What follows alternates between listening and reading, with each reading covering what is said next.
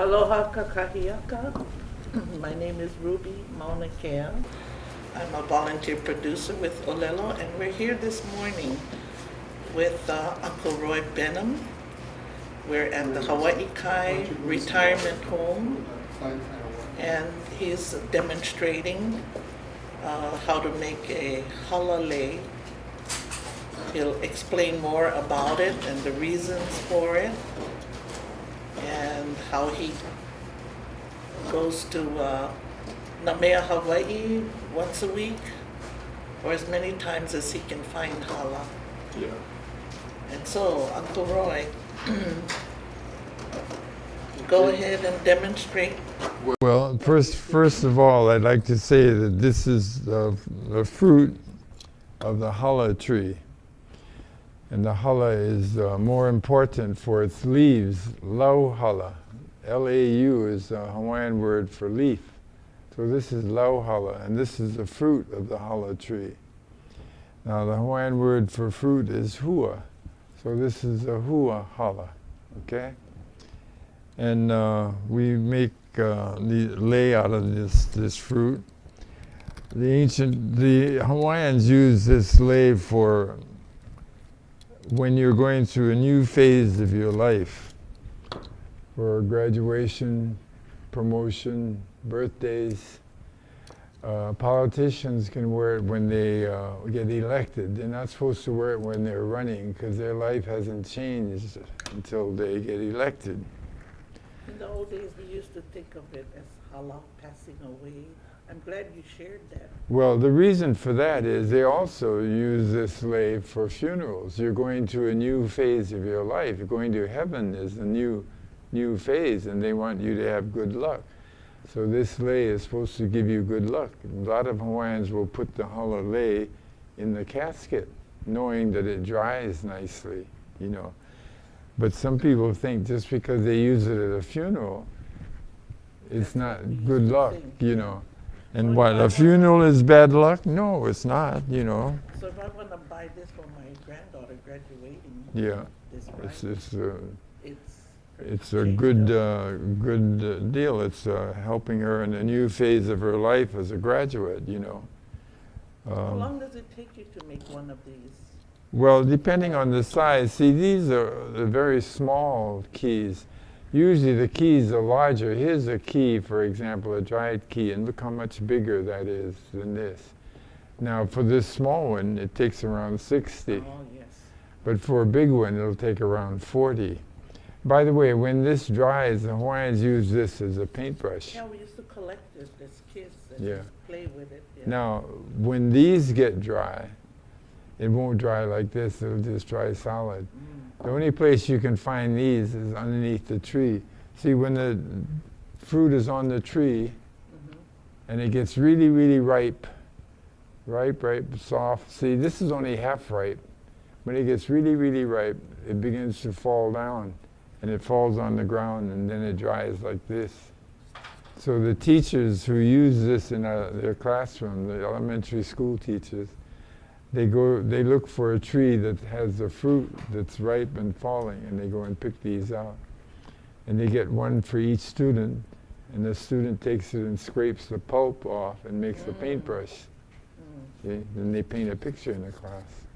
In olden days, they used to paint kapa with it? Yes, the Hawaiians painted their kapa because they wanted to make it a dark color. Now, you see on these hala trees, hala fruit, there's these leaves that grow on the fruit. And it gets real dark brown. So what the Hawaiians did is they put this leaf in boiling water and made a dye and painted their tapa with that dye. Now I like to ask Hawaiian people, how did the ancient Hawaiians boil water? Well, I think you shared that, but I'll let you tell it. Well, a lot of the people are not aware, but what they do is, because remember, the Hawaiians had no metal, no pots. When Captain Cook arrived, the first thing they saw was a pot and the knife. They said, here, take my feather cloak, give me that knife. you know. But anyway, what the Hawaiians did is they took a wooden bowl. They took a wooden bowl and filled it with water, and then they went to the imu. And I think they did it when they knew the husband was kaluing a pig, you know, during kalua pig, and they took the hot rocks and put in the bowl, so the water was boiling, and that's how they made boiling water. So. Very interesting. And your tools that you're working with now, can you describe? Well, this is a box knife. Huh? And you don't get cut with it. No, because I'm always cutting down. I'm not cutting up with it, and I'm cutting away from my fingers. But I knock on wood anyway, you know. See, I'm cutting down, not up. Mm-hmm. Now, if you go down Mauna Kea Street, you'll find a hala lei, but not like this. What they do is they take a hala, and they take a regular knife, a big, stronger knife, and cut the ends to flatten the end. Then they figure out where this hard part is. See, when I cut it now, I'm cutting around this hard shell. This is where the seed is in this plant, so when it grows, the seed comes up. What they do is they figure out where this hard shell ends. See, you can see the dark brown there, that's the hard shell. They figure out where it ends, and they take their knife and just make one cut. Yeah, let's see if I did it right. Yeah, I did it right. See? They make a block like that. Of course, with the hala they use, the block is much bigger than that. But then that's how they make it. It's easy. Then they string it with lawai in between. So theirs doesn't have these points? No, they don't have the points on it. This way of making a hala lei was taught to me by a friend of mine, and I've forgotten his name. When you're 91 years old, you forget names. He was from Maui, from Hana Maui, and if you've ever been to Hana Maui has plenty of hala, and he called this the Hana cut. After he was teaching me it for a little while, I said, "You sure this is not the Hana cut?" You know, because it takes a lot of effort. I've taught this to in a number of groups. I've taught them how to do this, and I've told them that what it takes is practice. You have to practice, and eventually you get it down to a science and it works it right. But a lot of them say, too much work. I'd rather cut it the other way, more easy. So that's the wahine tree, and this. Yeah, there's a male tree. The hala tree comes in a male tree and a female tree. The female tree has the hua, has the fruit. The male tree has the flower, the hinano. This is not a very good picture. You see these white petals here. Those are the petals. When the thing is first blooming, it has much more petals. A lot of the petals have fallen off this picture. But I always like to tell the females that this female tree can have this fruit all by itself. Don't need the male tree. And a lot of the women, they say, hey, way to go. But there's a but to that. There's a but. If the fruit is formed on a tree that's all by itself, and you try to plant it, because the way you grow this tree is you plant this petal. If you try to plant it, it won't grow. It needs this hinano before, while this is forming, the hinano has to be there. And that makes the men feel much better. You know? So, but we like, this lei is good fun, and it lasts for about 2 weeks. And then it starts to dry slowly on the tips, on the edges, to the point where I don't want to wear it anymore, and I hang it on a picture in the house And in 2 weeks it dries completely. Excuse me, I'm sorry, in 2 months it dries completely. I'm sorry, 2 months. And when it dries like that.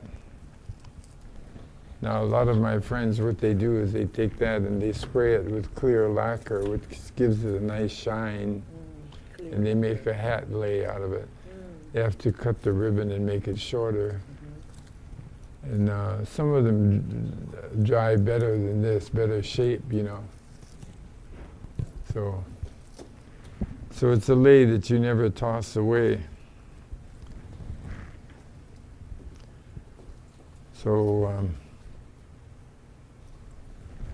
even if you want to put it on I've the al- grave for Memorial Day, it'll be thrown out by the yeah. So you don't want to do that. You don't want to use this kind of lei for that.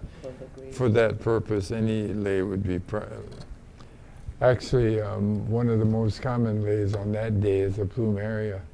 You know, in the ancient days, the Hawaiians planted the plumeria trees in the graveyards because it always bloomed, and there was a nice vision, nice to see the graveyard full of flowering trees. So, but I'm sort of convinced that the ancient Hawaiians, prior to the discovery of the islands by the Caucasians, by Captain Cook, that they didn't use this lei for hala.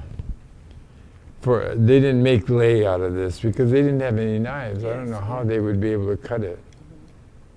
But once they got the knives, they figured out they could make a hala lei as they have today, you know. This hala is edible. When it's ripe, you can eat it. And what you do is you pull it between your teeth like artichoke, because you don't want to eat all this fiber. It's just the pulpy part. But the ancient Hawaiians use this as starvation food. It doesn't have any particular taste. It's like poi or rice or potatoes. You eat it with something. So, but you know, the Tongans and the Samoans who have come by and seen me using this hala, they make a couple of comments. One, they say the hala here is awfully small. In Samoa and Tonga, they raise them, they get bigger, and they eat them regularly. And one of the Samoans told me that they boil it slightly. So I guess it all depends how you develop your taste for it. So anyway, that's the hala.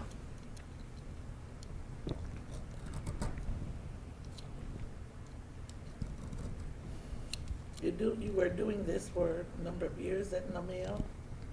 Yes, I go down to Namea, as you say, when I have hala available. Sometimes I go down there 3 times a week, but I try to go down there at least once a week to demonstrate and show the visitors and even local people how the hala was being used by the ancient Hawaiians, you know.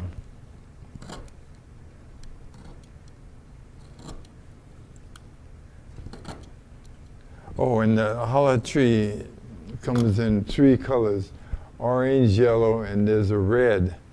The red is really red. See, this is the orange thing, and here's the orange and yellow together. The red one is rarest.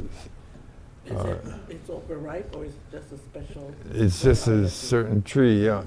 And the thing is, you can't tell what color the plant is. If you go to the nursery and you want to buy a hala tree, because the plants all look the same. Right.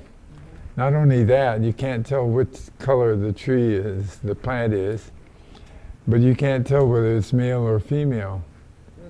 I remember one time I planted I went down to the store and I bought a hala tree and I planted it, and it grew real nice, male tree, no fruit. And my Hawaiian friend told me, next time you want to buy a hollow plant at a nursery, have a wahine pick it out.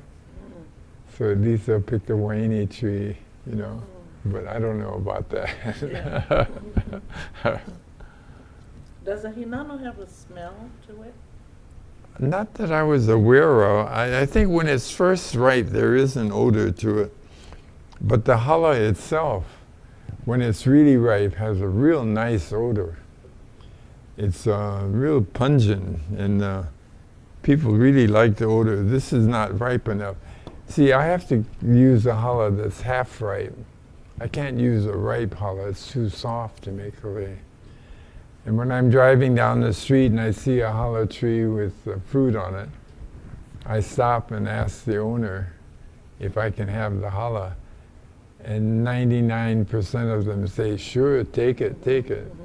And basically because when it gets really ripe like that and falls to the ground, it attracts the flies. So they don't want flies in their yard, so they go ahead and help yourself. So, and a lot of people like to plant this tree basically for two reasons. One, it's not a rubbish tree. You know, the leaves are long, and when it dries, it falls down, easy to pick up, keep the yard clean.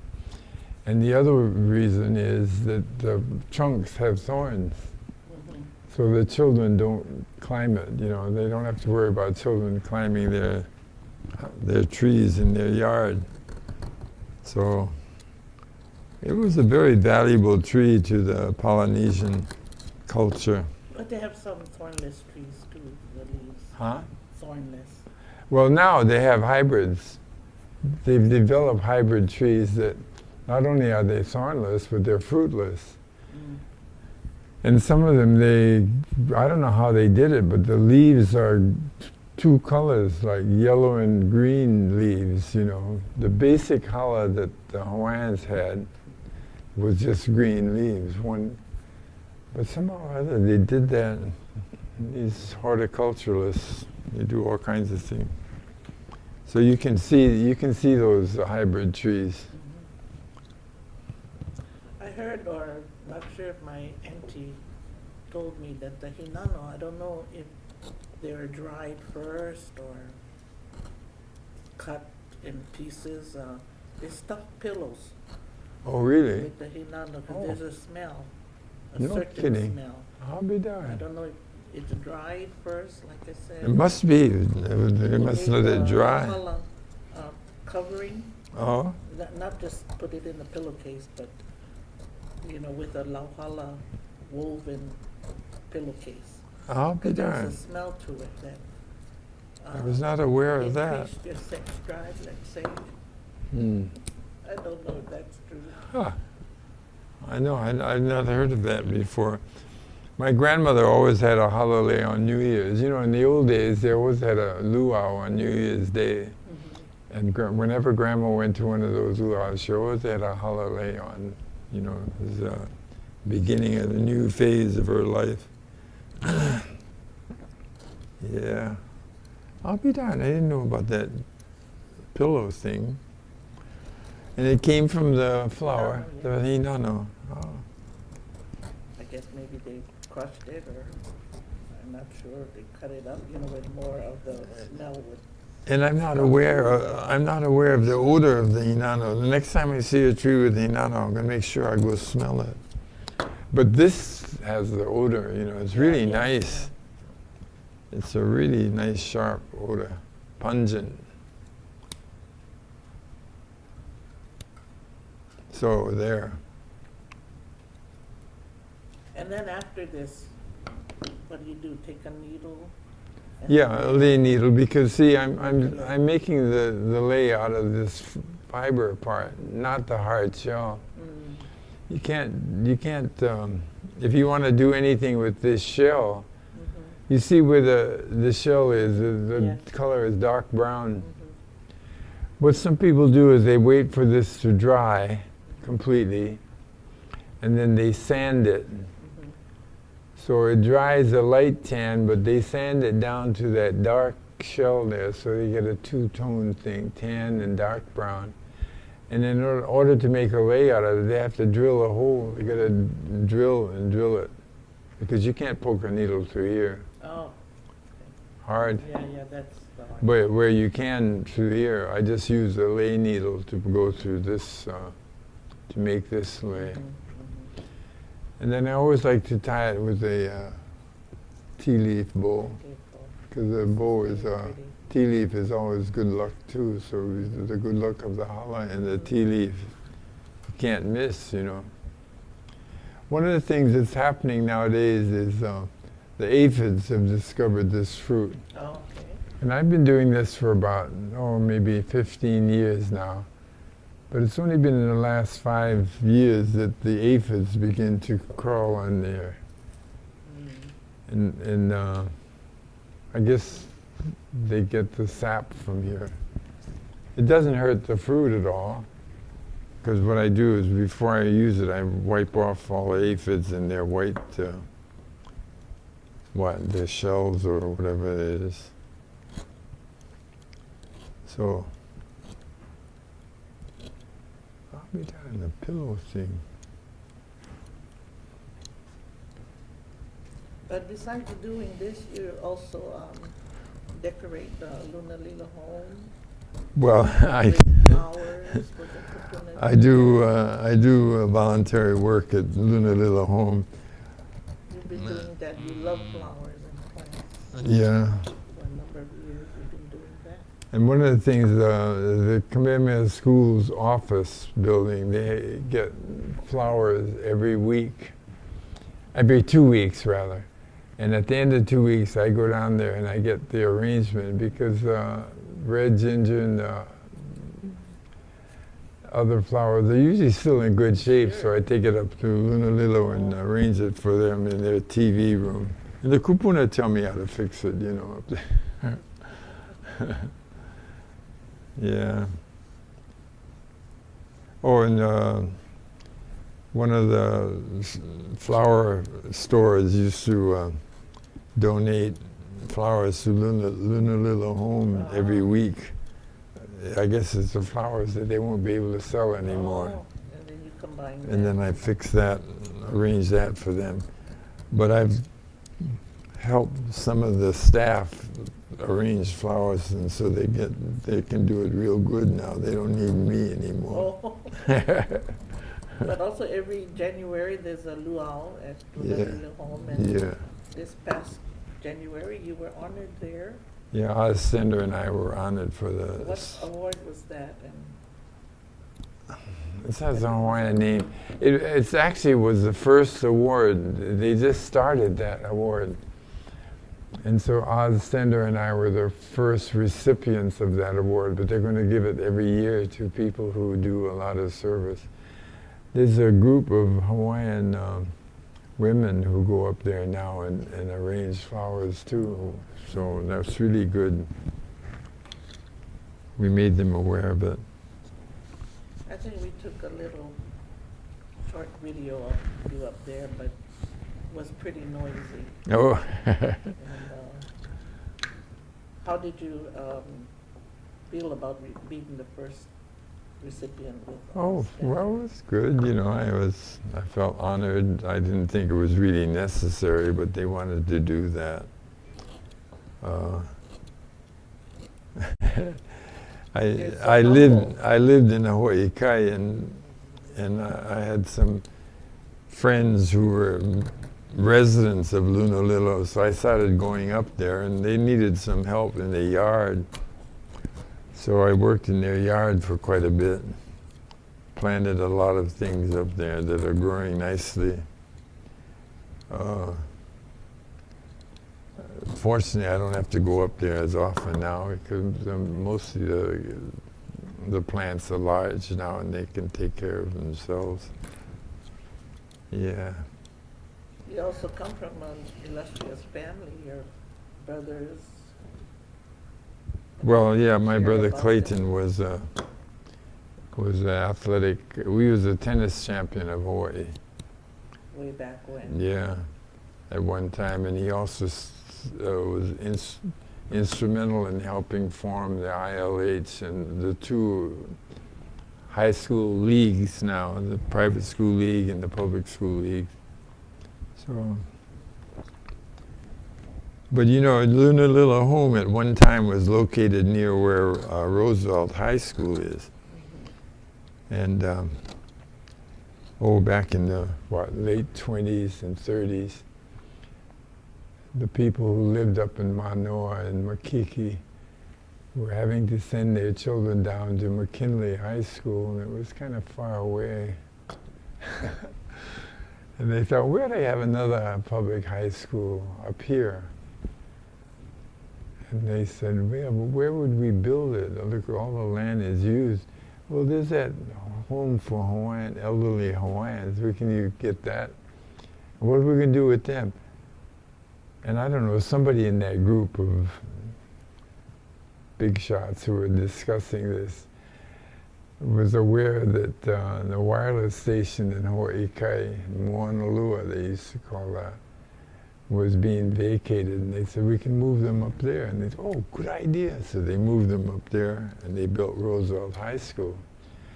And the story goes that before the school opened, one of them said, you know, we opened the Roosevelt High School here.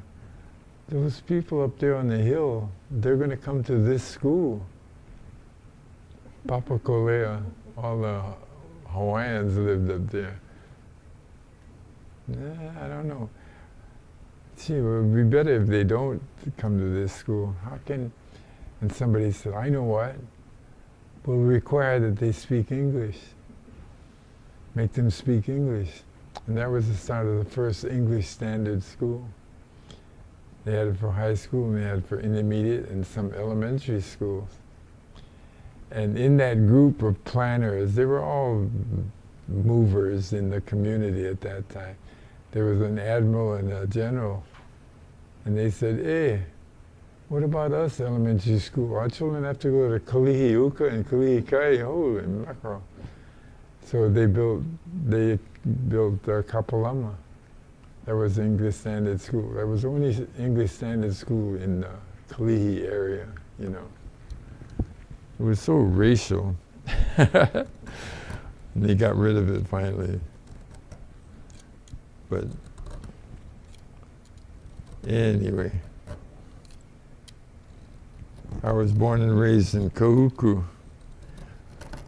And when I was a kupuna in the elementary schools, I did some studying of Hawaiian history, and I read a book that talked about the older towns of Oahu, and they talked about Kahuku. And you won't believe this, but the article said that Kahuku was known as the land of the hala tree. And I figured, oh, that's where I got it from then, you know. But when I come to think of it, there was quite a bit of hala over there. It was dry, you know. Yeah. And it was the only kind of tree that would survive. So, anyway.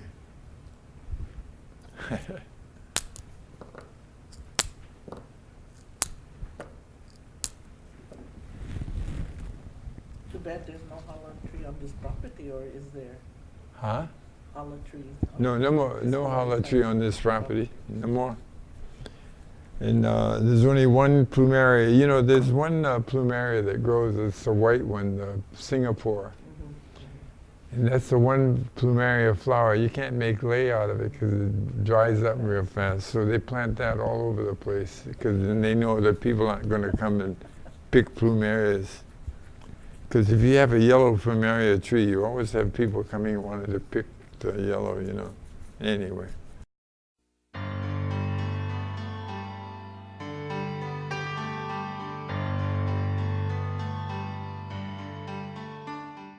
My name is Roy Benham. I was born and raised in Kahuku Plantation on the island of Oahu. My father was a plantation store manager. My mother was a school teacher at the Kahuku school in the old days. Actually, my mother comes from a Hawaiian family. We're related to the Cocketts and the Safries. Now, mother and dad, well, father came to Hawaii in World War I, and he met this part Hawaiian woman, and they got married, and they had 5 children. I had an older sister, Eula, who is gone already, and I had an older brother, Clayton, and he's also gone. And then I was the third, I was the middle. And I have a younger brother, Howard, who lives on Maui with his wife now, and he's with his 2 daughters who live on Maui. And my younger sister, Eloise, who we used to call Lou all the time, she's being taken care of now by her daughter, Puno, Tuanei, who lives here in Hawaii, in Aina. Basically, and then I met my wife in when I graduated from high school in 1941, the year of the war. So we were all in the war, and it was 5 years after. After 5 years, I got out of the service, and I went back to the University of Hawaii, and all of our girls were gone. There were younger girls there, and that's basically how I met my wife, Jackie.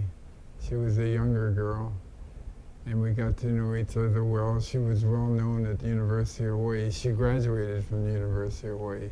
I couldn't go to school in Hawaii any longer. I went to California and graduated from the University of California, Berkeley.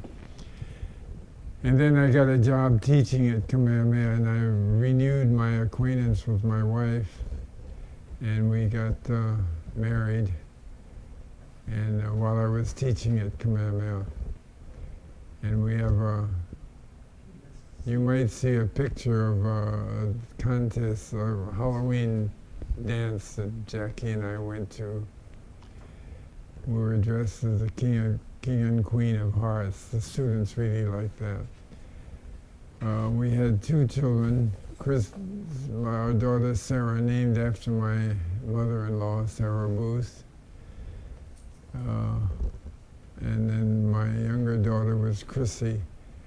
And Chrissy has 2 daughters, McKenna and Olivia. My older daughter Sarah had 1 son, Christopher, my only grandson, and he's now in Santa Cruz in California. And those are my family, my immediate family. When Mufi Hanneman was running for mayor, I did the decorations for him. I used to decorate his car every time he went on a campaign trip. So I was fortunate that he got elected, and I have a picture there of Mufi and I. He appointed me to the Commission on Culture and the Arts for the city, and I served on that for 7 years, and recently retired from that. But basically, that's my family.